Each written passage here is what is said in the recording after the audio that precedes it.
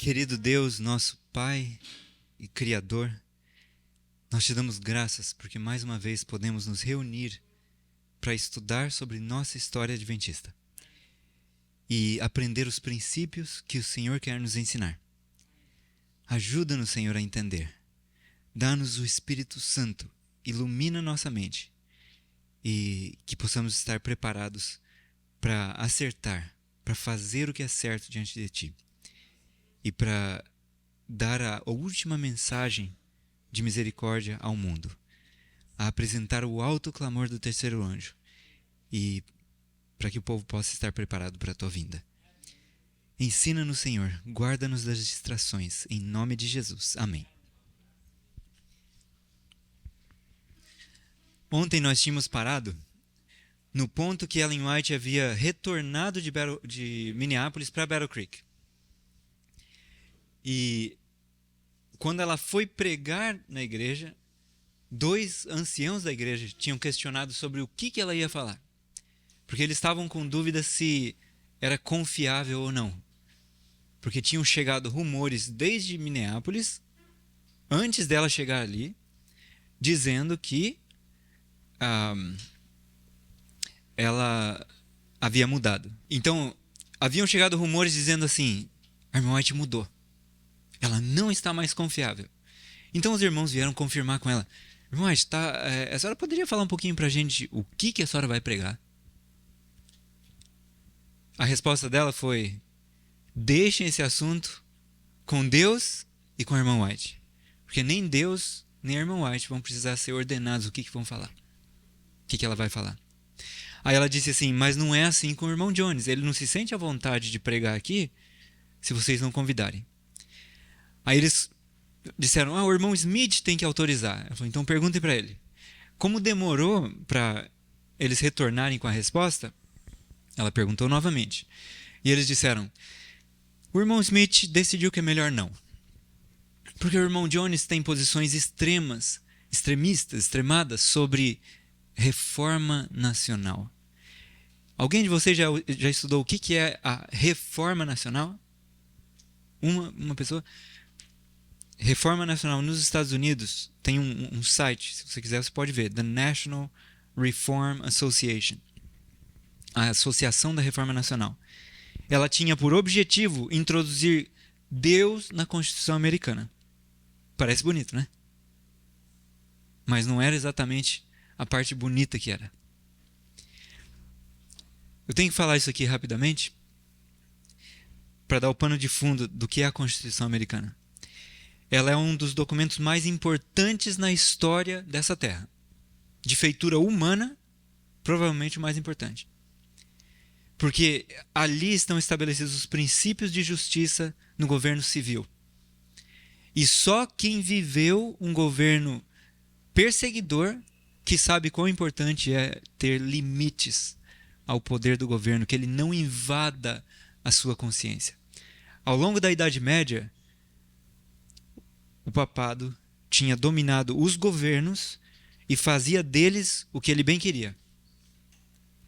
E usava os exércitos, o braço forte dos exércitos dos governos, para forçar a consciência de quem se opusesse ao papado. Isso aconteceu durante mais de 1000 anos. Algumas vezes mais, outras vezes menos. Um livro espetacular, se vocês puderem ler sobre isso, chama Império Eclesiástico. E é de autoria de A.T. Jones também. É espetacular esse livro. Império Eclesiástico. Então, de repente surge uma nação, como resultado da Reforma Protestante, surge uma nação em que os princípios que estabelecem a nação são republicanismo. O que é republicanismo? Não é o Partido Republicano Americano, não, tá? Republicanismo, como princípio de governo, é um governo do povo, pelo povo e em favor do povo. O povo se governa. O povo se governa para benefício do povo. Então, é uma nação sem um rei. E o outro princípio sobre o qual o governo americano foi estabelecido, os pais fundadores da nação estabeleceram, era protestantismo. Uma igreja sem um papa. Não tinha um dominador humano aqui, pecador, déspota às vezes, muitas vezes, é só ler a história. Você vê que houveram coisas terríveis feitas em nome da fé. Terríveis, de chocar, assim, você fala, como que é possível isso? Ainda mais quando se dividiram 3 papas. Cada um acusando o outro de ser o anticristo. Sabia? Acho que foi na época de Hus. Ou Hus ou Wycliffe falou assim, eles estão certos. Acho que foi Hus. Foi Hus, perdão. Eles estão todos certos. Um acusando o outro de ser o anticristo. Então, quando a nação americana foi estabelecida, ela foi estabelecida como algo republicano, republicanismo, governo do povo, e protestante, uma igreja sem o Papa. Isso proporcionou para a nação uma liberdade desconhecida para o resto do mundo, tanto que ela se tornou o refúgio dos que estavam sendo perseguidos em outros lugares. Essa nação. E ela cresceu. Então, isso eu estou falando quando a nação foi fundada como nação. Não estou falando dos pais peregrinos que acabaram perseguindo. Os puritanos perseguiram pessoas. Enforcavam pessoas. É só ler a história dos Quakers. E os anabatistas. O que os puritanos fizeram contra os anabatistas e os Quakers é tão chocante quanto o que o papado fazia. Mas quando a nação foi fundada, isso Declaração de Independência, 1776, Constituição Americana, 1888, 89, aí a gente tem a nação com os princípios republicanos, os princípios protestantes. E a Constituição defende esses princípios. Separou igreja e Estado. A igreja não pode dominar o Estado. O Estado não pode pôr sua mão suja para dominar a igreja. E isso foi muito bom. Foi maravilhoso. Deu ao povo liberdade de consciência. Mas de repente surge uma associação que quer unir a igreja e o Estado. E o resultado inevitável de uma união da igreja com o Estado é a igreja dominar o Estado. E usar o Estado para forçar todos os dissidentes a se conformarem com a igreja. E como que o Estado força? Primeiro leis, mas e depois? A imposição das leis e a punição da heresia. Isso aconteceu tantas vezes, irmãos. Dá arrepio de pensar. Só que eles não sabiam o que eles estavam fazendo. Então, Jones, que era um extremo conhecedor da história,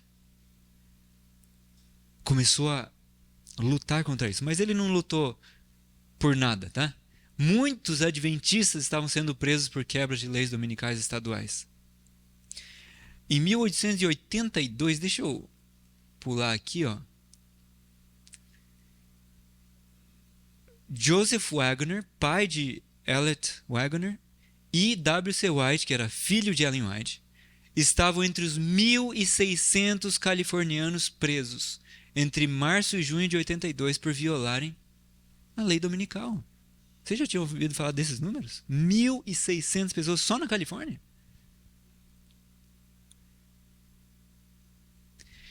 Isso é 82. A gente está falando aqui de 88 agora. No dia 13 de dezembro de 88, Jones vai no Congresso americano lutar contra a lei, o projeto de lei do senador Henry Blair. Esse senador, ele não estava propondo leis estaduais, era o Congresso americano, ou seja, da União, de todos os estados.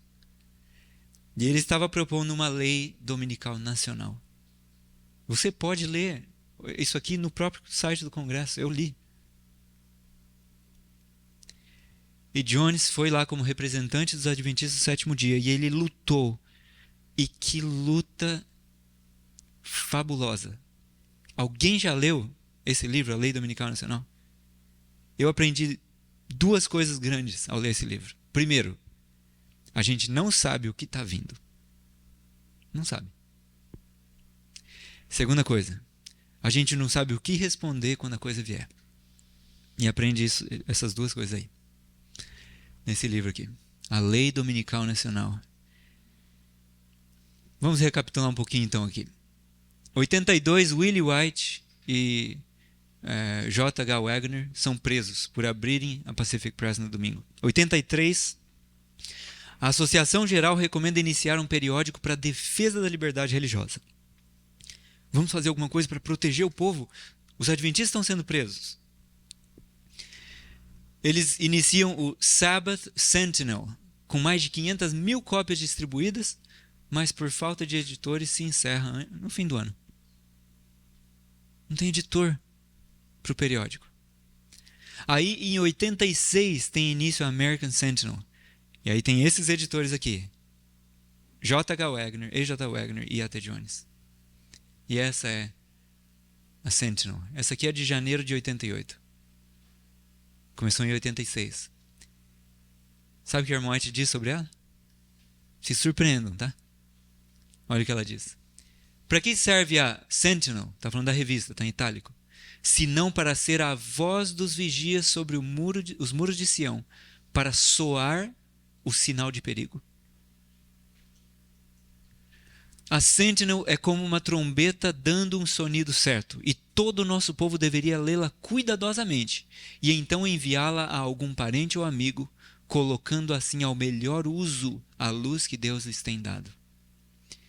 A Sentinel tem sido, na ordem de Deus, uma das vozes soando o alarme para que o povo possa ouvir e perceber seu perigo e fazer a obra requerida no tempo presente.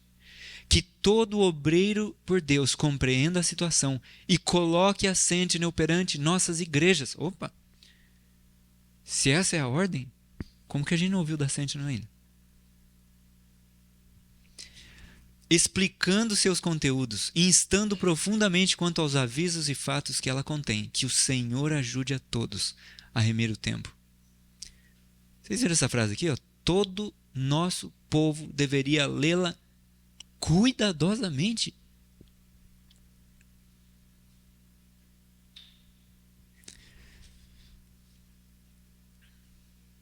Quantos nunca tinham ouvido da Sentinel aqui? Pois é. Essa era a revista de liberdade religiosa. Tremenda. Os nomes das pessoas, as datas, realmente estão no passado, mas os princípios continuam o mesmo. Eu comecei a ler, eu fiquei chocado. Tem esse texto aqui, ó. 1886. Jones publica na Sentinel. O tom pacífico de Roma nos Estados Unidos não implica uma mudança de coração. Ela é tolerante, onde ela não tem força, ela está desamparada. Irmão White, no grande conflito de 88, 2 anos depois, insere esse mesmo texto. Jones primeiro publicou na Sentinel esse texto. Em 88 ela vai publicar o mesmo texto no grande conflito que não tinha antes no grande conflito, versão de 84.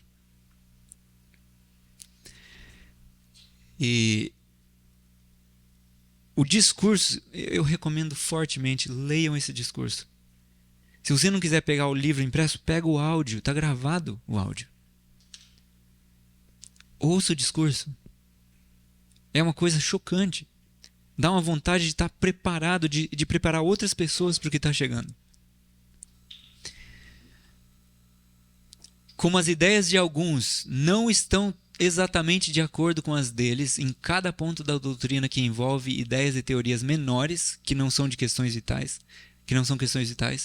a grande questão da liberdade religiosa da nação, que agora envolve tanto, é para muitos uma questão de pouca importância.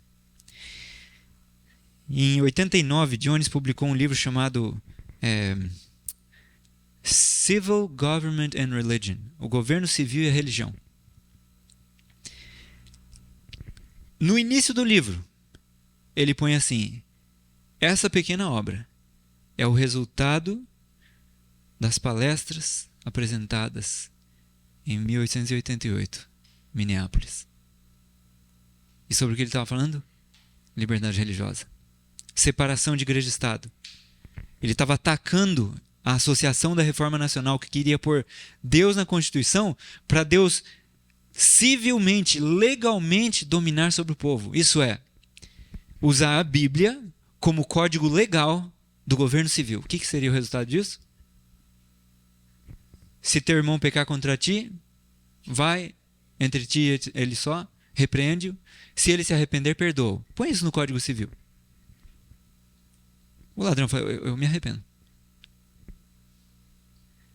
E se ele pecar 7 vezes no mesmo dia, perdoa 7 vezes, certo? O ladrão vai, rouba, chega, a polícia pega, me arrependo. Volta lá, rouba mais um pouco, pegou de novo, me arrependo. Lembra-te do dia de sábado para santificar. O que eles iam ter que fazer então? Civilmente, eu estou falando, legalmente. Por a morte, quem não guardasse o sábado. Porque no código que eles estavam pondo como código civil, que era a Bíblia, quem não guardasse o sábado morria. Só que aí, em vez de ser o sábado do 7º dia, os teólogos entravam e falavam assim: teve uma pequena alteração, passou a ser domingo agora. Aí os juízes iam falar: tá bom, entendemos. Apesar do código dizer sábado, é domingo. Então quem não guardar o domingo vai preso. Jones foi protestar contra isso. Ele falou: que absurdo é esse? Isso vai violar a consciência das pessoas. Mesmo se vocês estivessem defendendo o sábado do 7º dia, a gente se oporia. O governo civil não tem nada que ver com coisas religiosas. Governo civil é civil, é a relação entre ser humano e ser humano, é horizontal. O governo de Deus é que é vertical. A relação entre o homem e Deus. E nisso, um outro ser humano não tem que se meter.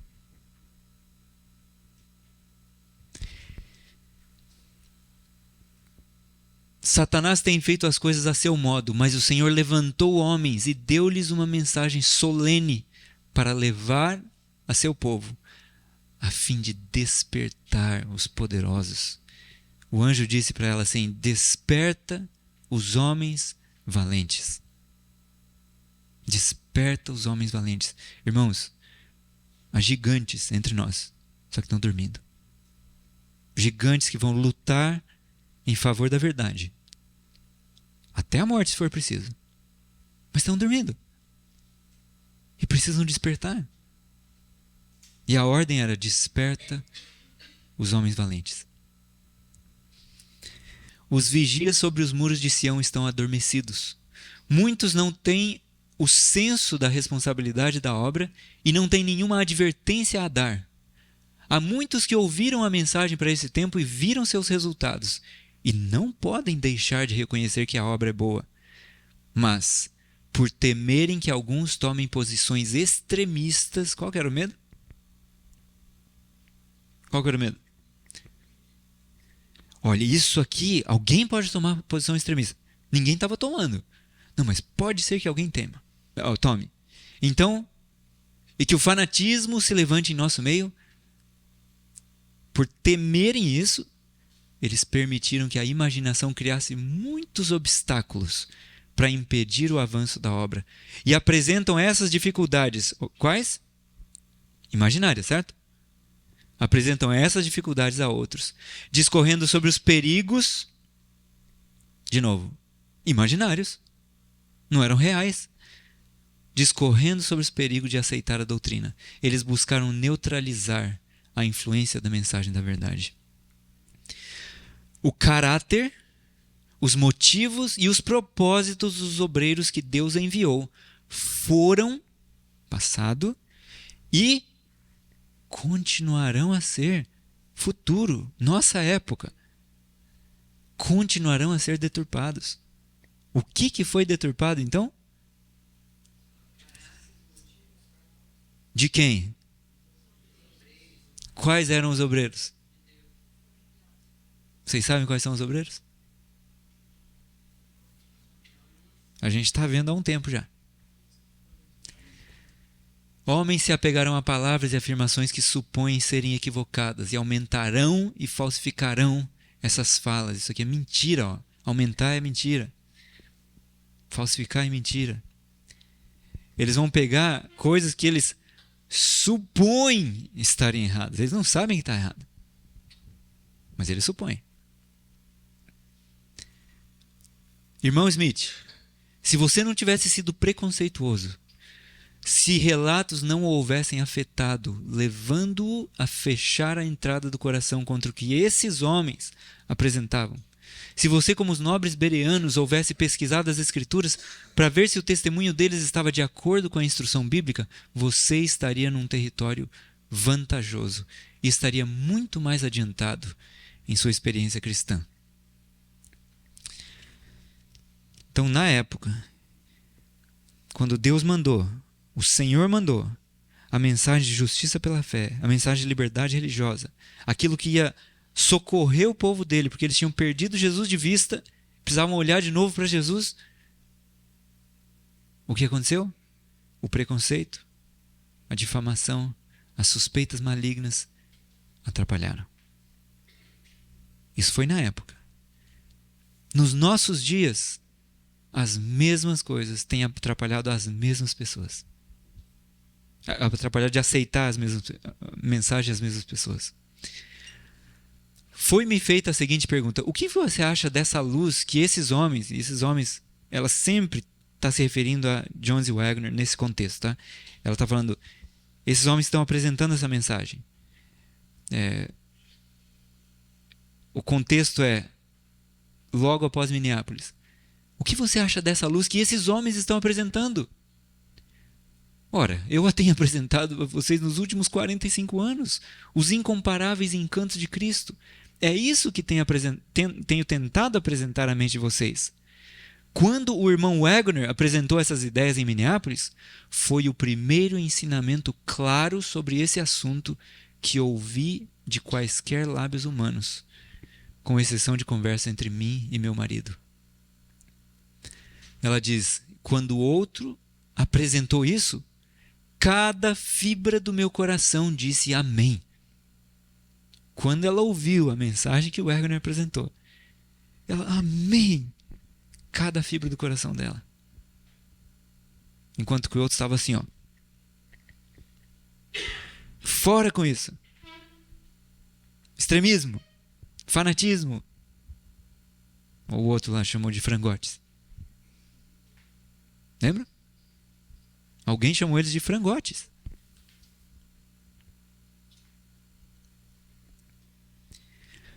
A questão é esta: será que Deus enviou a verdade? Será que Deus suscitou esses homens para proclamar a verdade? Eu digo sim. Deus enviou homens para nos trazer a verdade. Agora, olha isso aqui, irmãos. A qual não teríamos. Tem gente que diz assim, não é suficiente ler o que Ellen White escreveu? A Bíblia?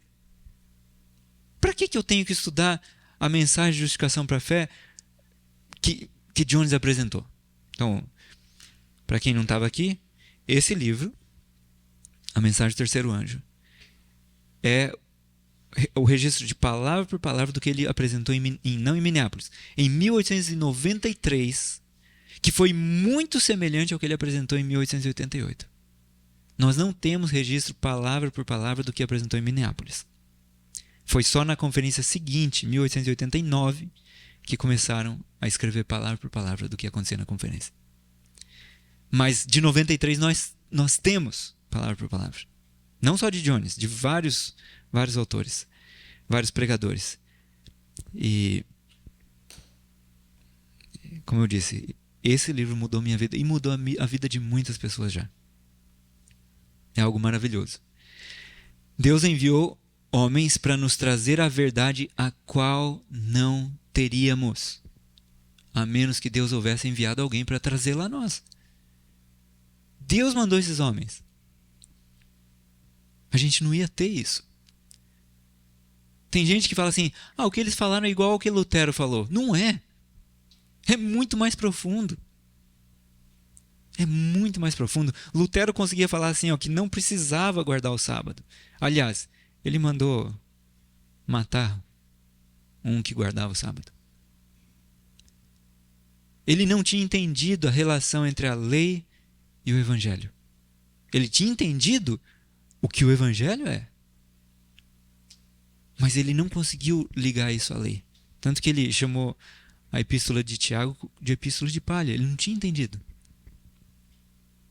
Mas de repente Deus traz uma mensagem muito mais profunda através de quem Ele quis. E a gente vai ver nas próximas citações que não importa quem fosse o instrumento. Deus podia fazer as pedras falarem. É isso que ela diz. A gente vai ver daqui para frente. Aqueles que Deus enviou com uma mensagem são apenas homens. Mas qual é o caráter da mensagem que eles levam? Porventura vocês ousam se desviar das advertências ou tratá-las de forma leviana pelo fato de Deus não ter consultado vocês acerca do que seria da preferência de vocês? Deus chama homens que falarão, que clamarão a plenos pulmões e não se deterão. Deus suscitou seus mensageiros para fazer seu trabalho para esse tempo. Alguns se têm desviado da mensagem da justiça de Cristo para criticar os homens e suas imperfeições. Foi isso que aconteceu em Minneapolis. Criticar os homens e as imperfeições deles. Só que isso tem sido passado. Cada geração tem visto a mesma crítica. E aumentada até. Ela está se tornando mais eficaz. É como se Satanás fosse minando o caminho para a gente não conseguir voltar e pegar a luz que Deus nos deu. Você vai voltar para pegar, você estoura numa mina, numa bomba. Fala, mas eles eram ruins. Eles apresentavam mal. Eles fizeram isso ou aquilo, ou eles saíram da igreja. Mas você fala, eu não quero nada com alguém que saiu da igreja. E você perde a mensagem. Cristo registrou todos os discursos duros, orgulhosos e escarnecedores pronunciados contra seus servos como se fossem contra si mesmo. Deveríamos ser o último povo da terra a condescender no mínimo grau que seja com o espírito de perseguição contra aqueles que estão levando a mensagem de Deus ao mundo. Esse é o traço mais terrível de dessemelhança com Cristo que se manifestou entre nós desde a reunião de Minneapolis. O Senhor levantou o irmão Jones e o irmão Wagner para proclamar uma mensagem ao mundo, para quê? A fim de preparar um povo para permanecer em pé no dia de Deus. Você quer estar em pé no dia de Deus? Se você quer, estude essas mensagens. E lembre, eles saíram da igreja depois? Saíram. Eles foram alvo de crítica? Foram. A irmã White descreve Jones e Kellogg como tendo recebido amargas críticas. E aí, anos depois, ela descreve eles como sendo homens amargos. O que aconteceu com eles? Deixaram de olhar para Cristo, começaram a olhar para os homens e se transformaram naquilo que eles contemplaram. Paulo recebeu amargas críticas, mas ele continuou olhando para Cristo. Eu e você vamos receber amargas críticas. Se a gente quiser fazer o certo, todos que quiserem viver piedosamente em Cristo Jesus vão de sofrer perseguição. Continue olhando para Cristo. Não desvie os olhos. Sabemos que o irmão Jones está dando a mensagem para este tempo. Alimento a seu tempo para o faminto rebanho de Deus. O irmão Jones tem levado a mensagem de igreja em igreja e de estado em estado. E luz, liberdade e o derramamento do Espírito de Deus têm acompanhado a palavra. Vocês viram por que Satanás se levantou contra isso? Tem um lugar que ela descreve como se fosse ondas de glória rolando sobre a congregação, com as palestras que estavam sendo apresentadas.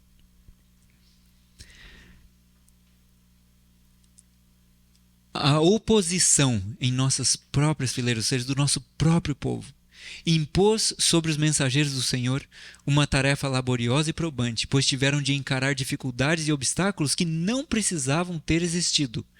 Enquanto esta obra precisava ser realizada entre nosso próprio povo, a fim de prepará-lo para que Deus operasse no dia do seu poder, a luz da glória de Deus deixou de brilhar em raios claros e concentrados sobre o nosso mundo. Enquanto estavam trabalhando pelo povo, nosso povo, não estava brilhando para o mundo.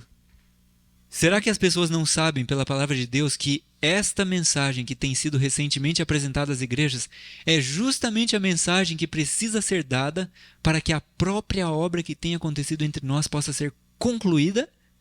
Eu quero que a obra seja concluída. Você quer. Precisa dessa mensagem. Esta mensagem é necessária para concluir a obra. É a mensagem da justiça de Cristo. A glória de Deus que ilumina o mundo. Não é suficiente falar nós somos justificados pela fé. O povo precisa entender o que é isso. Concordam? Não é só marcar um xizinho ali. Aceito. Aceita isso? Aceito. Estou salvo. Será que é assim? Não é. Não é um questionário. Agora, começa a ficar bem sério aqui. Bem sério. Olha isso. Aqueles que na ocasião haviam sido enganados já podiam ter se chegado à luz. Eles poderiam se regozijar na verdade como em Jesus, não fosse o orgulho de seus corações rebeldes. Ou seja, as pessoas já tinham visto que Deus estava usando aqueles homens. Mas eles não voltaram atrás. A pergunta será feita a eles no juízo. Olha que sério, irmãos. Quem requereu isso de vocês? De se levantar contra a mensagem e os mensageiros que enviei ao meu povo com luz, graça e poder? Deus levou ela para o juízo e mostrou que pergunta vai ser feita. Não é de temer, irmãos, sair difamando os mensageiros de Deus? Não dá medo? Por que vocês se levantaram contra Deus? Por que vocês bloquearam o caminho com seus próprios espíritos perversos? E posteriormente, quando se acumularam evidência sobre evidência, por que vocês não humilharam o coração diante de Deus e se arrependeram por terem rejeitado a mensagem de misericórdia que Ele lhes enviou? Nenhum de vocês terá qualquer desculpa perante o grande trono branco, quando Deus lhes perguntar: por que vocês não uniram seus interesses com os mensageiros que enviei? Por que vocês não aceitaram a mensagem que enviei por intermédio de meus servos? Por que vocês vigiaram esses homens tentando encontrar algum motivo de dúvida e questionamento quando deveriam ter aceitado a mensagem que levava o selo do Altíssimo? Se cada agente humano se calasse, uma voz seria dada às pedras e elas clamariam. A mensagem avançaria com poder cada vez maior. Meu irmão, por que você alimenta tanta amargura contra o irmão A.T. Jones e o irmão Wagner? Deus deu ao irmão Jones e ao irmão Wagner uma mensagem para o povo. Quando você rejeita a mensagem trazida por esses homens, você rejeita Cristo, o doador da mensagem. Está ficando claro, irmãos? Vocês estão vendo o que aconteceu na nossa história? Dá para começar a entender um pouco por que a gente está na situação que está? Por que ainda estamos aqui? A repreensão de Deus tem estado há anos sobre esses homens que ocupam posições de responsabilidade. Contudo, eles não humilharam o coração nem se converteram, nem confessaram em quais aspectos eles resistiram às mensagens que Deus tem dado ao seu povo. Eles demonstraram desprezo tanto pelo mensageiro quanto pela mensagem, desde a época que os irmãos Jones e Wagner receberam uma obra especial a fazer nesses últimos dias. A luz tem brilhado sobre o tema da justificação pela fé e a justiça imputada de Cristo. Esses são nossos temas. Cristo crucificado pelos nossos pecados. Cristo ressuscitado dentre os mortos. Cristo nosso intercessor perante Deus. Esses homens foram odiados. Sua mensagem foi desprezada tão verdadeiramente quanto o próprio Cristo foi desprezado em seu primeiro advento. Homens finitos têm lutado contra Deus, contra a verdade e contra os mensageiros escolhidos do Senhor, opondo-se a eles por todos os meios que ousaram empregar. Olha o que eles declaravam. Ele está destruindo os próprios pilares de nossa fé. Em sua cegueira, não compreendem o que constitui os pilares da fé. Agora, aquela história da serpente no deserto. Alguns que foram picados pela serpente começaram a pensar: como que dá para ser curado olhando para um pedaço de bronze? E na sua tolice, olha o que eles diziam: não olharemos. A gente não vai olhar para isso. Eu não vou olhar. Mas Jesus tinha dito olhar e viver, não é? Eles falaram: não vou olhar. Essa decisão foi fatal. A serpente de bronze foi erguida no deserto para que aqueles que olhassem com fé pudessem ser restaurados. De forma semelhante, Deus envia aos homens uma mensagem de cura, de restauração, convidando-os a desviar o olhar do homem das coisas terrenas e colocar sua confiança em Deus. Ele deu a seu povo a verdade com poder pelo Espírito Santo. Ele abriu sua palavra diante daqueles que estavam orando e buscando a verdade. Quando, porém, esses mensageiros transmitiram ao povo a verdade que haviam recebido, o povo, foi tão incrédulo quanto os israelitas. Muitos estão questionando capciosamente acerca da verdade que lhes foi trazida por humildes mensageiros. Perguntam, mesma pergunta que fizeram no deserto: como que olhar para a serpente vai me curar? Olha a pergunta deles: como esta mensagem pode ser verdade? Como é possível que, olhando para Jesus e crendo em sua justiça imputada, eu possa ganhar a vida eterna? Os que desse modo recusam-se a enxergar a verdade não percebem que é com Deus que estão contendendo. E que, ao recusar a mensagem a eles enviada, estão rejeitando Cristo. Olha o alerta que ela fez, irmãos. Infelizmente, anos antes deles saírem, ela já fez esse alerta, como se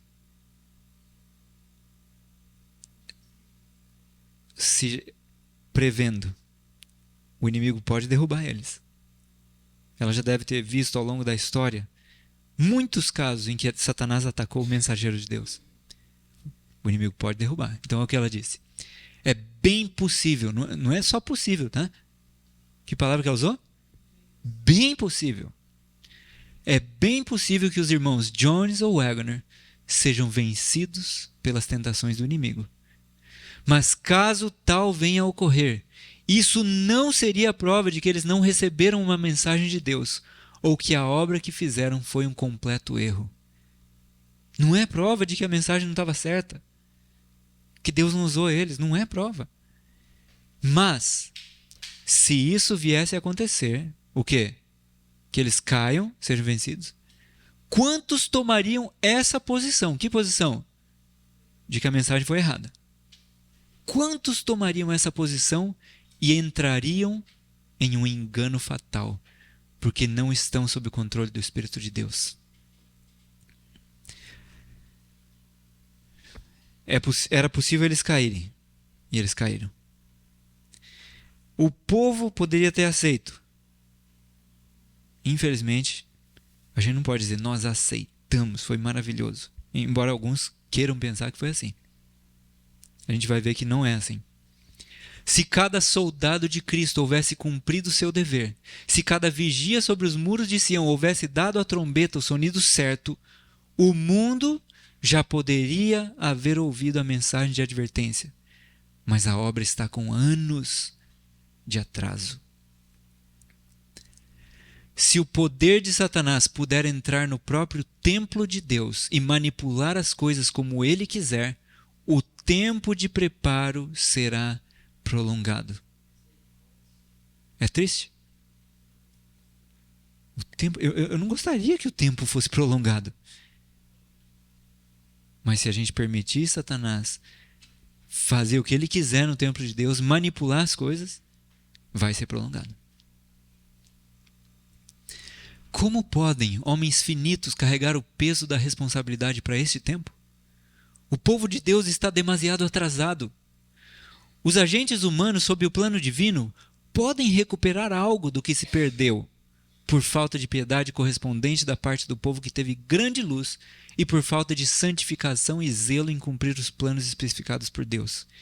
Eles perderam para sua própria desvantagem o que poderiam haver ganhado para avançar a verdade se houvessem cumprido os planos e a vontade de Deus.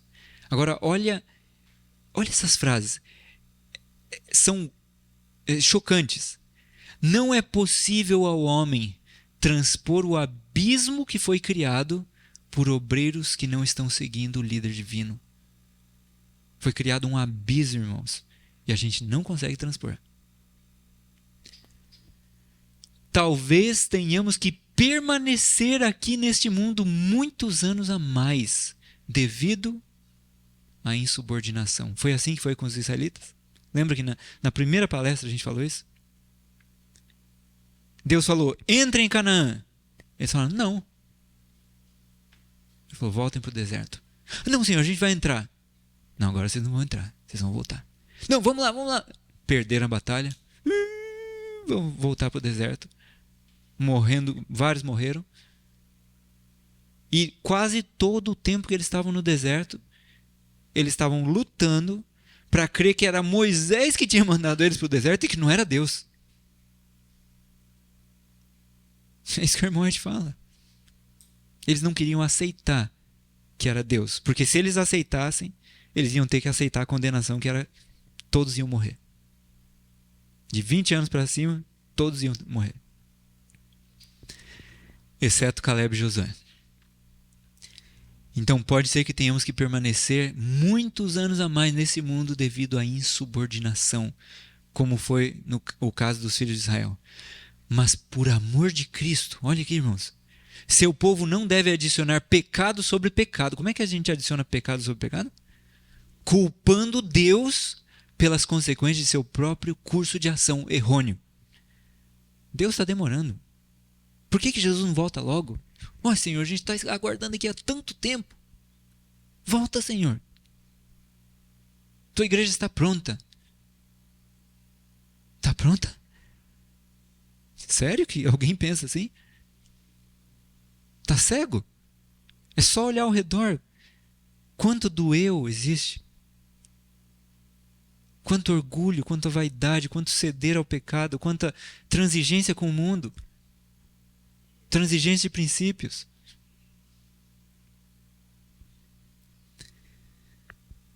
No entanto, se todos agora percebessem sua situação, confessassem e se arrependessem do curso de ação que eles mesmos tomaram ao se apartarem da verdade de Deus para seguir planos humanos, o Senhor então perdoaria.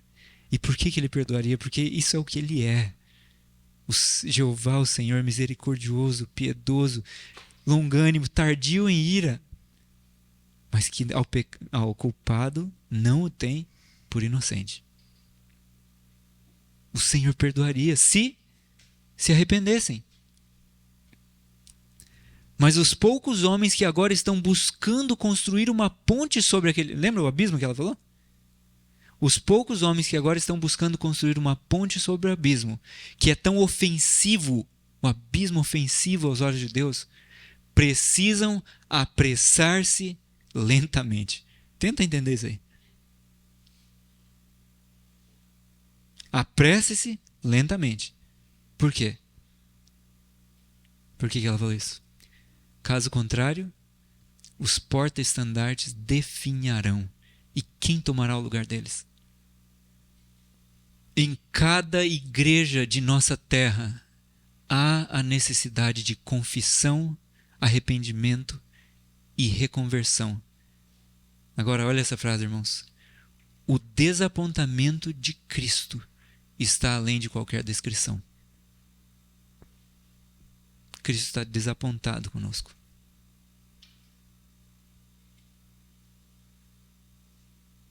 No entanto, se nós nos arrependermos, Ele perdoa. Ele quer nos vestir com as vestes da justiça dele. Se nós aceitarmos o convite, vinde, pois tudo está pronto. Vinde à ceia. Esse é o convite. O mesmo chamado que João Batista fez. Arrependei-vos. O mesmo chamado que Cristo fez. Arrependei-vos, pois é chegado o reino dos céus. O mesmo chamado que os apóstolos fizeram. Arrependei-vos e convertei-vos, para que sejam apagados os vossos pecados. É o mesmo chamado que é feito para nós. Arrependam-se. Para a igreja de Deus. Cada pessoa, arrependam-se. Confessem seus pecados. Cristo é humilhado em seu povo. Agora, esse eu acho que é o texto mais reconfortante para mim, da questão de Minneapolis. Ela fala no contexto de Minneapolis. E é uma promessa maravilhosa, irmãos. E eu creio que essa promessa está se cumprindo. Olha o que está escrito. Quando a mensagem de Deus encontra oposição, ela encontrou oposição em Minneapolis? Ela encontra oposição hoje? Olha o que Deus faz. Ele concede a ela, a mensagem, força adicional, força que ela não tinha, mas que está vindo a mais. Como se fosse reforços. Força adicional. Para quê? Para que possa exercer maior influência. Dotada de energia vital, celestial, ela abrirá seu caminho pelas mais espessas barreiras. Dissipará as trevas, refutará o erro, ganhará conquistas e triunfará sobre cada obstáculo. Você crê nisso? É o Senhor que disse isso.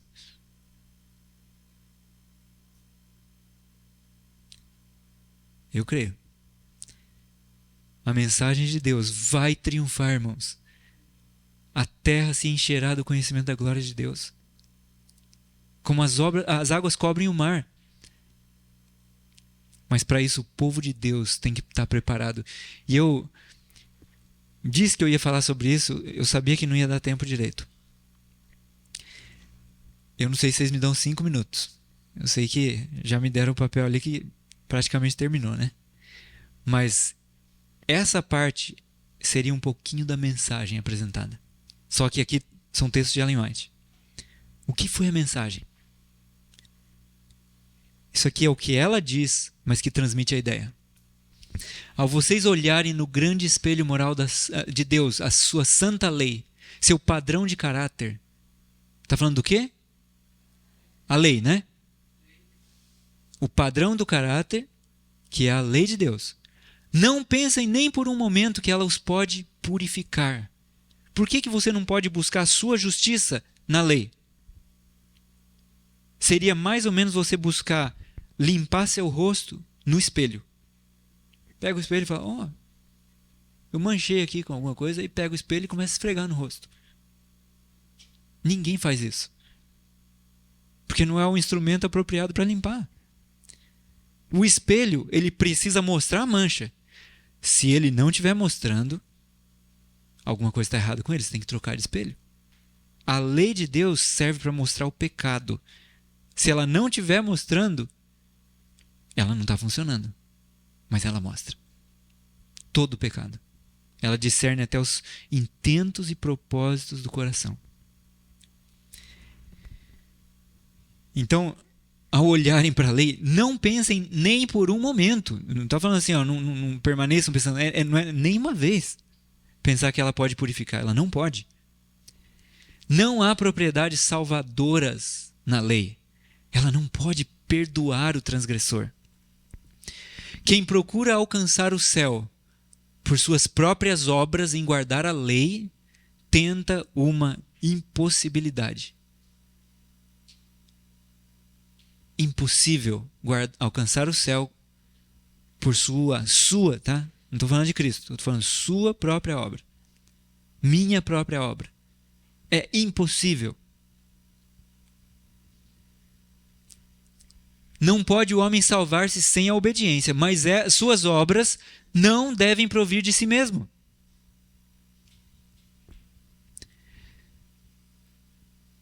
Não há um ponto que necessite ser realçado com mais diligência, repetido com mais frequência ou estabelecido com mais firmeza na mente de todos, do que a impossibilidade de o homem caído merecer alguma coisa por suas próprias e melhores boas obras. É impossível, irmãos, você merecer alguma coisa por suas próprias obras. Que ninguém assuma a atitude limitada e acanhada de que qualquer das obras do homem possa ajudar, no mínimo que seja, a liquidar a dívida de sua transgressão. A gente tem dívida com Deus. As boas obras não pagam a dívida. Milhares e milhares afirmando ser filhos de Deus são filhos do maligno. Eu pensei que a gente era filho de Deus. Não, mas se você depender das suas próprias obras, você é filho do maligno. Deus não te reconhece como filho. Então as obras não pagam essa dívida, a gente está em déficit. Se juntássemos tudo que é bom e santo e nobre e belo no homem e apresentássemos o resultado aos anjos de Deus como se desempenhasse uma parte na salvação da alma humana ou na obtenção de mérito, a proposta seria rejeitada como traição. Perceberam isso? Pega tudo que tem de melhor em você, apresenta para os anjos. E aí, anjos, isso me ajuda a ser salvo? Agora eu mereço alguma coisa? O anjo fala, traidor. Traidor? Você está querendo ajuntar seus trapos sujos à veste limpa do nosso mestre? Isso é traição. Últimos slides, tá?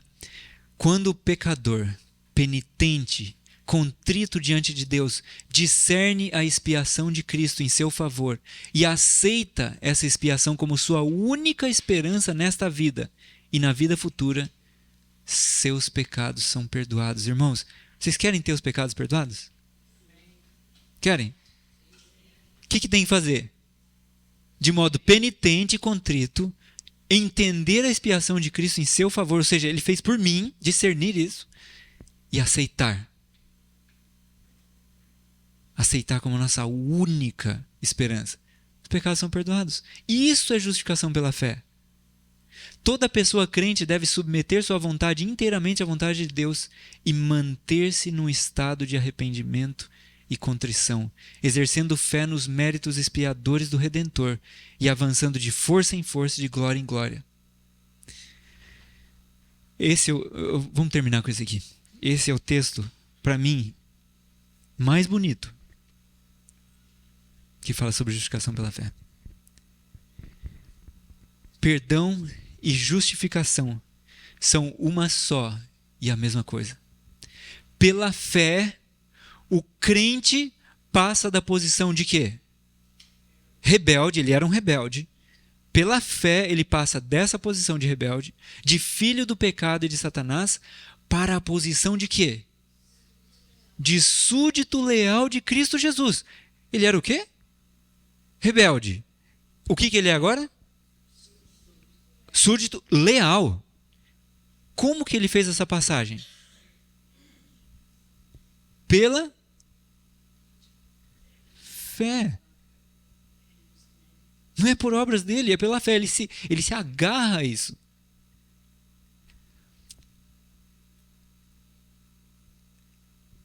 Não por causa de alguma bondade inerente, ou seja, dentro dele. Não é por algo bom em nós. Mas porque Cristo o recebe como seu filho por adoção. Alguém que foi adotado pode ficar falando, eu mereço mesmo. Eu merecia, por isso vocês me adotaram. Pode? Não. A adoção, o filho tem que falar assim, muito obrigado. Eu não era da sua família. Eu não tinha mérito nenhum. Muito obrigado. Então, ele passa de rebelde para filho súdito leal por adoção. O pecador obtém o perdão de seus pecados porque esses pecados são carregados por seu substituto e penhor. E agora vem aquela parte que eu falei que é a coisa mais linda. O Senhor, quem que é esse Senhor aqui? Jesus, tá? Jesus fala a seu Pai Celestial, dizendo, olha o que Jesus diz em nosso favor agora. Este é meu filho. Eu o absolvo da condenação da morte, dando-lhe minha apólice de seguro de vida, a vida eterna. Porque tomei o seu lugar e sofri por seus pecados. Ele é mesmo meu filho amado. Assim, o homem perdoado e revestido das belas vestes da justiça de Cristo se encontra irrepreensível diante de Deus. É isso, irmãos. É isso. É se achegar a Cristo, abraçar os pés dele e falar, Senhor, em minhas mãos eu não trago preço algum. Eu só me agarro à tua cruz. É assim que você obtém a salvação. Olhe e viva. Basta contemplar o Filho de Deus, porque essa é a vontade do Pai que me enviou. Que todo aquele que vira o Filho e nele crer, tenha vida eterna. E essa vida eterna é o que Deus oferece para nós gratuitamente, irmãos.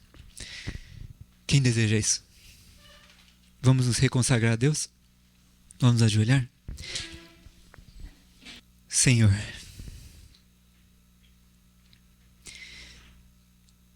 nós só podemos te louvar pela grande salvação que nos é oferecida. Graças por nos fazer entender que não são nossos os méritos, mas eles são de Cristo. Contudo, nós podemos nos agarrar a eles pela fé, nos apropriar das belas vestes da justiça de Cristo, olhar para Cristo e viver. Ajuda-nos, Senhor, a olhar. Que nosso coração orgulhoso não se levante em rebeldia contra Ti, mas que Teu Espírito possa diariamente nos subjugar, nos dominar e nos preparar para estarmos em pé na Tua vinda. Nós nos consagramos a Ti, Senhor. Usa-nos segundo a Tua vontade. Dá-nos uma parte a realizar em Tua obra, que possamos proclamar ao mundo a beleza de Cristo. Convidar as pessoas para receber as vestes brancas. Pedimos isso, Senhor, e confiamos a guarda de nossa alma a Ti. Em nome de Jesus. Amém.